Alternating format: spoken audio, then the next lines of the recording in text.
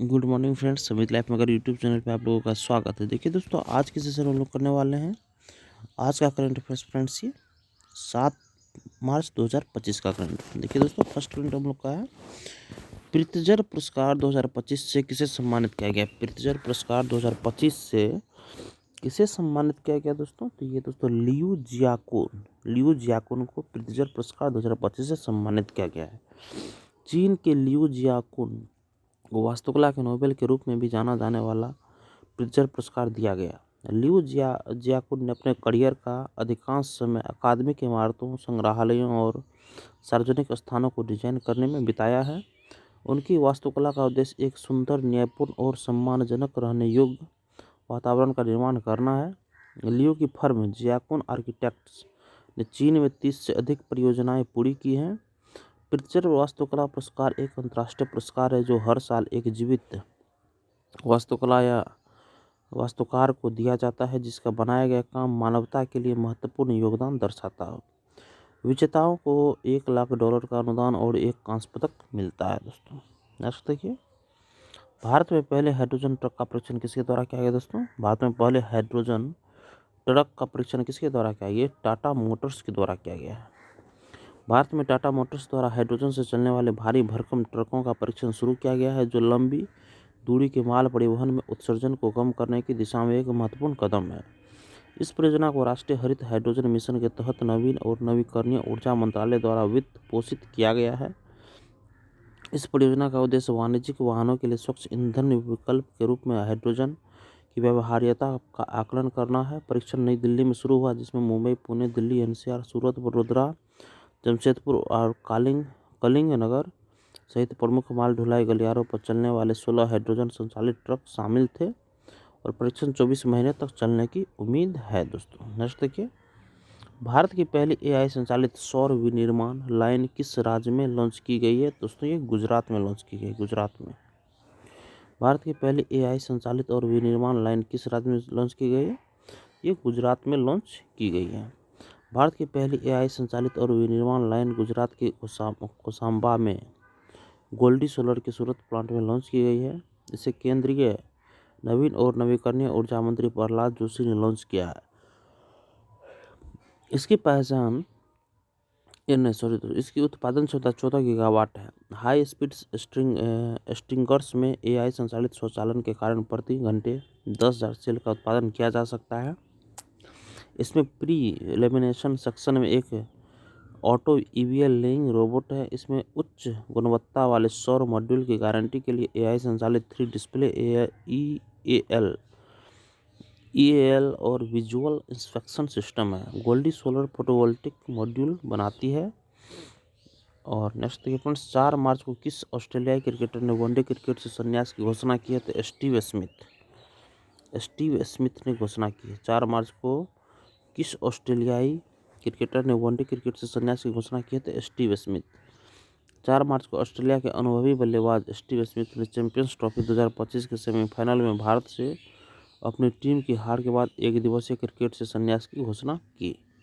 Next, Australia के लिए 73 run बनाकर शीर्ष स्कोरर रहे स्मिथ ने तुरंत अपने साथियों को सूचित किया कि वह उनका अंतिम वनडे है।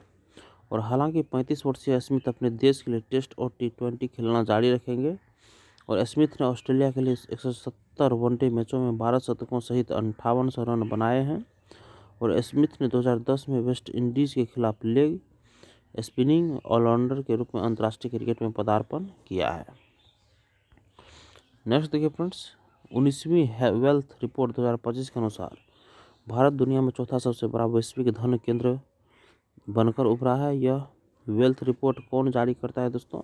ये दोस्तों नाइट फ्रैंक जारी करता है दोस्तों। 19वीं वेल्थ रिपोर्ट 2025 के अनुसार भारत दुनिया में चौथा सबसे बड़ा वैश्विक धन केंद्र बनकर उभरा है। यह वेल्थ रिपोर्ट कौन जारी करता है दोस्तों? तो यह नाइट फ्रैंक जारी करता है। 19वीं वेल्थ रिपोर्ट 2025 के अनुसार भारत संयुक्त राज्य अमेरिका, चीन और जापान के बाद दुनिया में चौथा सबसे बड़ा वैश्विक धन केंद्र बनकर उभरा है। देश में हाई नेटवर्थ इंडिविजुअल्स की संख्या पिछले साल के 80,686 से बढ़कर 2024 में 85,698 हो गई है, जो 6% की वृद्धि दर्शाता है। रिपोर्ट में भारत की प्रगति का श्रेय इसकी मजबूत आर्थिक विकास दर, व्यापक स्मार्टफोन पहुंच से प्रेरित बढ़ते स्टार्टअप इकोसिस्टम और उद्यमशीलता की बढ़ती संस्कृति को दिया गया है। Wealth report London United Kingdom स्थित real estate consultancy firm Knight Frank द्वारा जारी की जाती है। 2024 में देश में अरबपतियों की संख्या 191 हो गई, जो 2023 की तुलना में 26 अधिक है। 2019 में देश में केवल 7 अरबपति थे। अरबपतियों की संयुक्त संपत्ति के मानदंड पर भारत, संयुक्त राज्य अमेरिका और मुख्य भूमि चीन के बाद तीसरे स्थान पर है दोस्तों।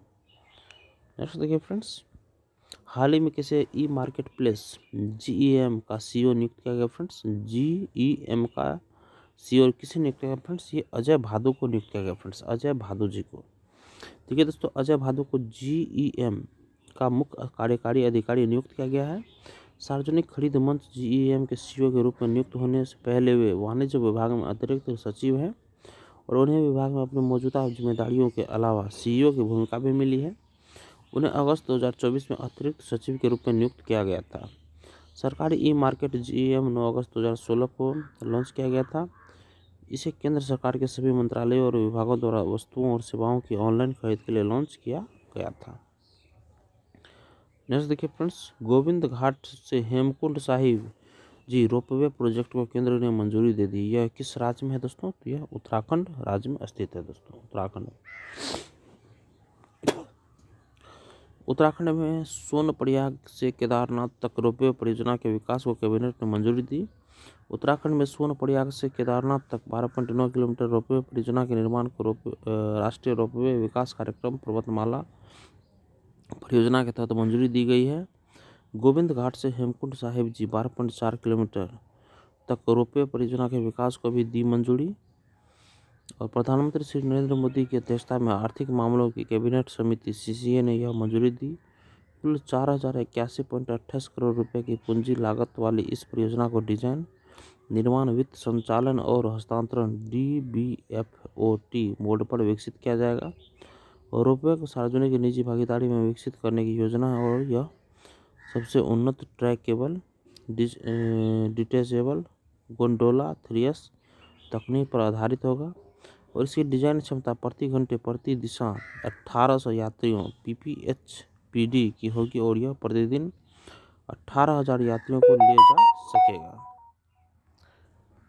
नेक्स्ट क्वेश्चन देखिए फ्रेंड्स, PM मोदी ने किस राज्य में विंटर टूरिज्म प्रोग्राम में हिस्सा लिया दोस्तों? तो उत्तराखंड में ये हिस्सा लिया है।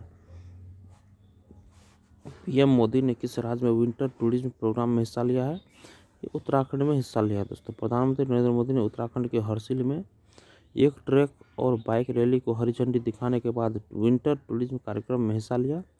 उन्होंने मुखवा में मां गंगा के शीतकालीन धाम में पूजा अर्चना और दर्शन भी की। और इस वर्ष उत्तराखंड सरकार ने विंटर टूरिज्म कार्यक्रम की पहल की है। इस दौरान उत्तराखंड के मुख्यमंत्री पुष्कर सिंह धामी भी उपस्थित रहे।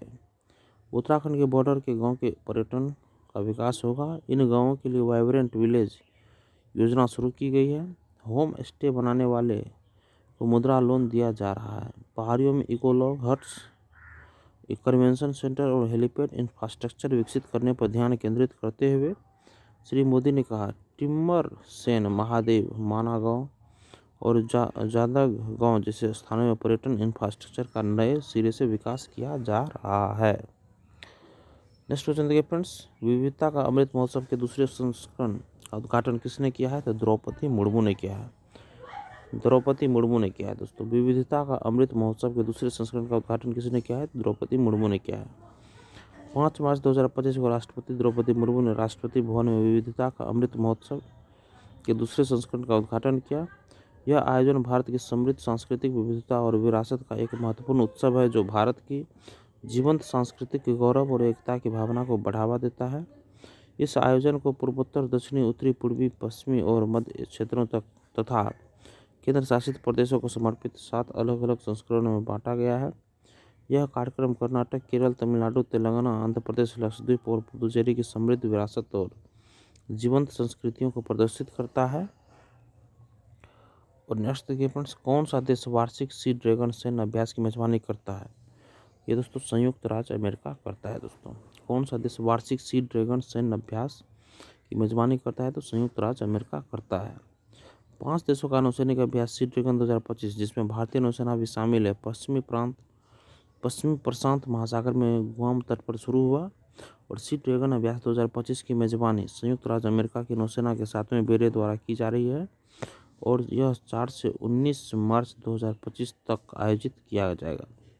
यह एक वार्षिक बहुपक्षीय नौसैनिक अभ्यास है जिसमें संयुक्त राज्य अमेरिका के सहयोगी और साझेदार देशों को आमंत्रित किया जाता है ताकि सहयोगियों और साझेदारों के बीच सामरिक और कमांड इंटर ऑपरेटिबिलिटी में सुधार और मजबूत किया जा सके। यह अभ्यास 2019 में संयुक्त राज्य अमेरिका की नौसेना और रॉयल ऑस्ट्रेलियाई वायुसेना के संयुक्त अभ्यास के रूप में शुरू हुआ था। 2020 में अभ्यास में जापान समुद्री आत्मरक्षा बल, JMSDF, कोरिया गणराज्य नौसेना दक्षिण कोरिया और रॉयल न्यूजीलैंड नौसेना शामिल हुई।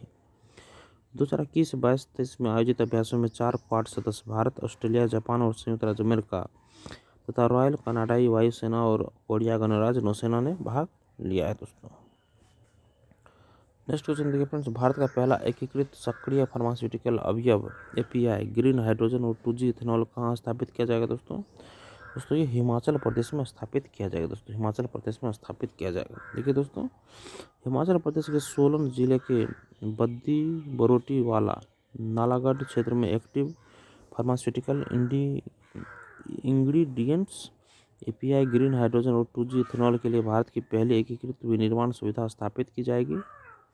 हिमाचल प्रदेश सरकार और messrs spray engineering devices limited के बीच 5 मार्च 2025 को शिमला में इस आशय के लिए एक प्रतिबद्धता ज्ञापन पर हस्ताक्षर किए गए हैं।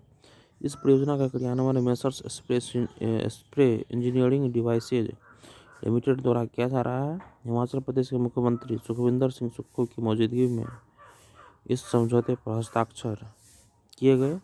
इस अवसर पर मुख्यमंत्री ने कहा कि सरकार ने मार्च 2026 तक देश का पहला हरित ऊर्जा राज्य बनाने का लक्ष्य रखा है। इस परियोजना में कुल निवेश 1400 करोड़ रुपए है और इस परियोजना से सीधे तौर पर 1000 नई नौकरियां होने की उम्मीद है। नेक्स्ट क्वेश्चन देखिए फ्रेंड्स, हाल ही में EY entrepreneur of the year award 2024 से किसे सम्मानित किया गया? दोस्तों तो नितिन कामत को ये किया गया, नितिन कामत को सम्मानित किया गया है। जेरोधा के संस्थापक और मुख्य कार्यकारी अधिकारी नितिन कामत को EY entrepreneur of the year award 2024 से सम्मानित किया गया है। और नितिन कामत जून 2025 में होने वाले मोटे कार्लो में WEOY में वैश्विक मंच पर भारत प्रतिनिधित्व करेगा। और जिन्हें जियो फाइनेंशियल सर्विसेज के चेयरमैन KB कामत को भारत के वित्तीय सेवा क्षेत्र में महत्वपूर्ण योगदान के लिए लाइफटाइम अचीवमेंट अवार्ड मिला है। और S सोमनाथ एरोस्पेस इंजीनियरिंग और इसरो के पूर्व अध्यक्ष और भारत की अंतिम महत्वाकांक्षाओं में उनके योगदान के लिए विशेष जूरी पुरस्कार मिला। और केंद्रीय पर्यावरण, वन और जलवायु परिवर्तन मंत्री भूपेंद्र यादव ने EOY 2024 श्रेणी के विजेताओं के साथ नितिन कामत, KB कामत और S सोमनाथ को पुरस्कार मिला है। दोस्तों पुरस्कार प्रदान किया है। नेक्स्ट देखिए दोस्तों, एक बार हम लोग सारे क्वेश्चन को ब्रीफ में देख लेते हैं। दोस्तों फर्स्ट क्वेश्चन देखिए दोस्तों, प्रिट्जर पुरस्कार 2025 से किसे सम्मानित किया गया? दोस्तों तो लियू जियाकुन को, याद रखिएगा आप लोग। नेक्स्ट, भारत में पहले हाइड्रोजन ट्रक का परीक्षण किसके द्वारा शुरू किया गया? तो टाटा मोटर्स के द्वारा किया गया है। नेक्स्ट, भारत की पहली AI संचालित और विनिर्माण लाइन किस राज्य में लॉन्च की गई? दोस्तों तो गुजरात में लॉन्च की गई है। नेक्स्ट, 4 मार्च को किस ऑस्ट्रेलियाई क्रिकेटर ने वनडे क्रिकेट से संन्यास की घोषणा की है? तो स्टीव स्मिथ ने घोषणा की है। नेक्स्ट, 19वीं वेल्थ रिपोर्ट 2025 के अनुसार भारत दुनिया में चौथा सबसे बड़ा वैश्विक धन केंद्र बनकर उभरा है। यह वेल्थ रिपोर्ट कौन जारी करता है? तो नाइट फ्रैंक जारी करता है। नेक्स्ट, हाल ही में किसे मार्केट प्लेस GM का CEO नियुक्त किया गया? तो अजय बहादुर जी को नियुक्त किया गया है। और नेक्स्ट देखिए दोस्तों कि गोविंद घाट से हेमकुंड साहिब जी रोपवे प्रोजेक्ट को केंद्र ने मंजूरी दे दी है। यह किस राज्य में है? तो उत्तराखंड राज्य में है। नेक्स्ट, PM मोदी ने किस राज्य में विंटर टूरिज्म प्रोग्राम में हिस्सा लिया? तो उत्तराखंड में हिस्सा लिया है। और नेक्स्ट, विविधता का अमृत महोत्सव के दूसरे संस्करण का उद्घाटन किसने किया? तो द्रौपदी मुर्मू ने किया है। और नेक्स्ट, कौन सा देश वार्षिक सी ड्रैगन सैन्य अभ्यास की मेजबानी करता है? तो संयुक्त राज्य अमेरिका करता है। और नेक्स्ट दोस्तों, भारत का पहला एकीकृत सक्रिय फार्मास्यूटिकल अवयव API ग्रीन हाइड्रोजन और 2G इथेनॉल कहाँ स्थापित किया जाएगा? ये हिमाचल प्रदेश में किया जाएगा। और अंतिम में दोस्तों हाल ही में EY entrepreneur of the year award 2024 से किसे सम्मानित किया गया है? नितिन कामत को सम्मानित किया गया है। इसी के साथ फ्रेंड्स ये हमारा आज का करेंट 7 मार्च 2025 का पूरा कंप्लीट हुआ दोस्तों। और दोस्तों ऐसे ही करंट आप लोग रोज़ देखना चाहते हैं तो चैनल को सब्सक्राइब जरूर कर लीजिएगा फ्रेंड्स, और किसी एक ग्रुप में दोस्तों इस वीडियो को शेयर कर दीजिए और ये वीडियो को लाइक कर दीजिए। धन्यवाद दोस्तों, आपका दिन शुभ हो।